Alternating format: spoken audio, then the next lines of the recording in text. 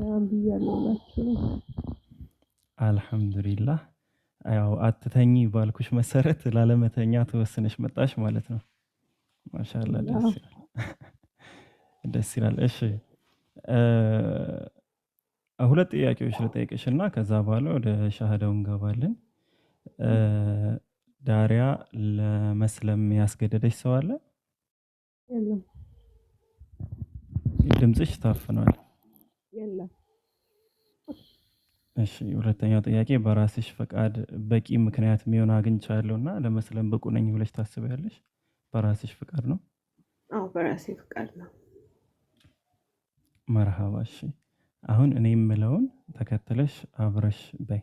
እሺ እሺ። አሽሃዱ አሽሃዱ አላ ኢላሃ አላ ኢላሃ ኢላላህ ኢላላህ ወአሽሃዱ ወአሽሃዱ አነ ሙሐመደን አነ ሙሐመደን አብዱሁ አብዱሁ ወረሱሉላህ። ረሱሉላህ። ተክቢር አላሁ አክበር፣ ተክቢር አላሁ አክበር፣ ተክቢር አላሁ አክበር። አሁን የተናገርሽው የምስክርነት ቃል ይባላል።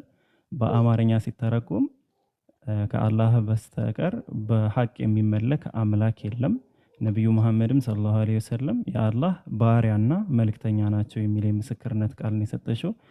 ያ ጀማዓ ተክቢር አላሁ አክበር፣ ተክቢር አላሁ አክበር፣ ተክቢር አላሁ አክበር። ከዛሬ ጀምሮ ልክ እንደተወለደ ህፃን ልጅ ንጹህ ነሽ። ከዚህ በኋላ ያለፈው ምንም አይነት ወንጀል ሰርተሽም ቢሆን ምንም አይነት ወንጀል ከዛሬዋ ጊዜ ጀምሮ አልተያዘብሽም፣ ወይም ደግሞ የነበረው በሙሉ ተሰርዞልሻል ማለት ነው።